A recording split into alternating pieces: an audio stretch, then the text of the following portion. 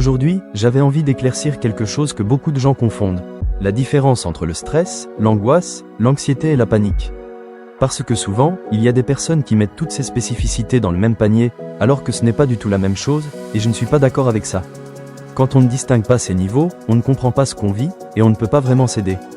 Dans cet épisode, je vais te montrer cette échelle simplement, pour que tu vois clairement où tu te situes, ou pour ton proche qui peut traverser une période compliquée et ce qui se passe réellement dans ton corps. Le stress, c'est vraiment le premier niveau. Et il faut le dire, c'est normal. Ce sont des peurs cohérentes, des petites appréhensions logiques. Ton corps réagit à une situation précise. Un changement, un imprévu, un rendez-vous. Et c'est juste ton système qui se mobilise pour t'aider à faire face. Le stress te prive un peu, mais il ne t'handicape pas. Tu continues à avancer, à réfléchir, à agir. C'est une réaction humaine, naturelle, intégrée en nous. Et le stress, c'est comme si, ponctuellement, on te rajoutait 2 ou 3 kilos dans les mains. Tu peux encore avancer, tu peux encore réfléchir, tu peux encore faire ta journée. Mais ça consomme un peu plus d'énergie que d'habitude. En vrai, le stress, c'est juste ton corps qui te rappelle que tu es vivante.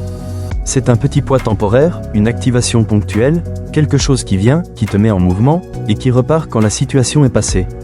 C'est normal, c'est cohérent, et tant que ça reste à ce niveau-là, ça ne t'enferme pas, ça ne te limite pas, ça te demande juste un peu plus d'énergie sur le moment.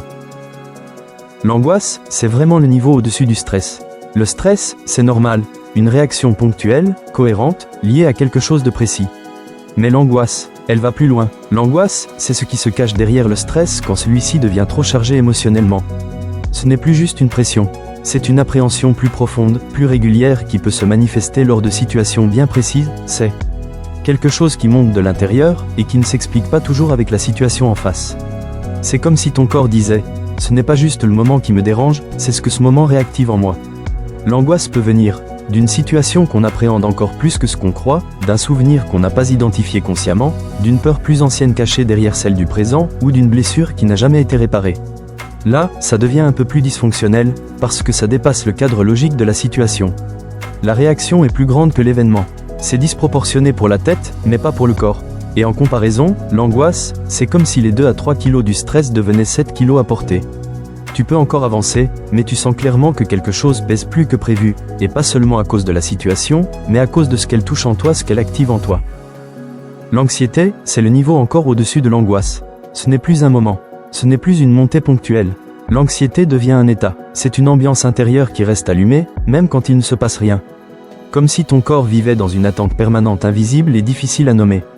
Ce que l'anxiété cache souvent une peur diffuse qu'on n'arrive pas à nommer, un sentiment d'insécurité qui date d'avant, une hypervigilance installée depuis longtemps, une fatigue nerveuse qu'on n'a pas écoutée, un besoin de contrôle pour éviter une douleur déjà vécue, ou une blessure non réglée qui continue de faire vibrer l'intérieur.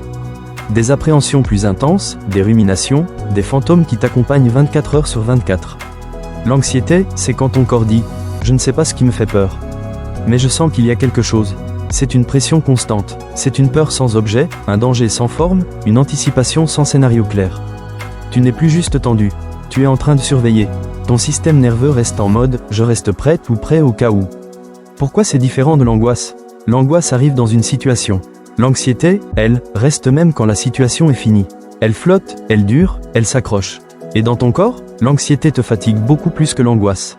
Tu te réveilles déjà tendu, tu te couches avec le mental et le ventre serré, et ça tire sur ton énergie toute la journée.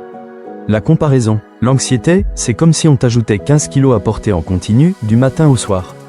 Pas juste ponctuellement, tu arrives encore à vivre, encore à fonctionner, mais avec une charge constante sur ton système nerveux et là ça consomme de plus en plus d'énergie, sans qu'elle puisse être rechargée. Ça ne t'arrête pas, mais ça t'épuise à petit feu, et te prive d'un confort que tu peux encore ressentir comme avec un peu de stress ou d'angoisse. Là tu commences à en être totalement privé. La panique, c'est le niveau le plus haut de l'échelle. Ce n'est plus du stress, ce n'est plus de l'angoisse, ce n'est plus de l'anxiété. La panique, c'est ton système nerveux qui bascule d'un coup en mode survie, comme si ta vie était en danger dans l'instant, même si la situation n'a aucun sens logique. C'est un switch brutal, tu perds ton ancrage, tu perds ton souffle, tu perds ton corps, tu perds tes repères. Tu ne fonctionnes plus, tu subis. Ce que la panique cache. La panique cache toujours quelque chose de profond. Un trauma non digéré, une mémoire corporelle encore vivante, un souvenir de danger que ton mental a oublié mais que ton corps, lui, connaît, une surcharge extrême qui dépasse tes capacités, une zone qui n'a jamais été sécurisée ou une blessure émotionnelle réactivée trop vite. La panique, c'est ton corps qui dit « Je reconnais ce danger-là ». Je bloque tout pour te protéger. C'est une réaction archaïque, instinctive, immédiate. Comment ça se manifeste? La panique peut te couper complètement de toi. Sensation de vide, gorge serrée, palpitations fortes, tremblements, vision floue, besoin de fuir ton propre corps, impression que tu vas tomber, t'évanouir, perdre le contrôle, claquement de dents, transpiration, oppression, peur pure. C'est extrêmement intense parce que ton corps croit qu'il doit te sauver. La comparaison, la panique, ce n'est plus un poids. Ce n'est pas 2 kilos, ni 10, ni 15. La panique, c'est une vague de 200 kilos qui t'écrase d'un coup. Tu ne peux pas la porter, tu ne peux pas la raisonner, tu ne peux pas la contrôler. Elle te submerge, elle prend tout l'espace, tu ne fonctionnes plus, tu essaies juste de survivre au moment. La différence avec les 3 autres. Stress, réaction normale donc tu continues. Angoisse, émotion forte mais tu avances encore. Anxiété, état prolongé mais tu t'épuises mais tu tiens. Panique, rupture tu perds le contrôle sur l'instant. La panique n'est pas une montée, c'est une coupure. Pour conclure, il faut comprendre que les 4 niveaux peuvent se combiner entre eux. On peut être stressé et avoir un fond d'anxiété. On peut être angoissé tout en vivant une période stressante. On peut être anxieux et basculer en panique. Ce n'est pas figé, ce n'est pas linéaire, et ça peut se superposer. Mais de manière générale, si tu es seulement dans un stress normal et ponctuel, il n'y a pas de raison de faire une crise de panique, sauf en cas de choc violent ou de trauma qui se réactive brutalement. Le stress seul ne te coupe pas de toi, et il ne te fait pas perdre le contrôle. En revanche, droit à une angoisse très présente peut déclencher une crise de panique, surtout quand elle déborde ou qu'elle réactive une blessure plus ancienne. Droit et la panique est souvent la suite logique d'une anxiété installée, parce que l'anxiété épuise le système nerveux, et à force de tenir, le corps finit parfois par basculer. Les 4 états peuvent donc se mélanger, se nourrir, et s'amplifier entre eux selon ton vécu, ton climat intérieur et ta fatigue nerveuse. Et c'est vrai qu'il est important de bien comprendre ça, pour orienter correctement les personnes qui sont à la recherche de ces réponses, et qui ont besoin d'y voir clair dans ce qu'elles traversent. Prenez soin de vous, bisous, bye.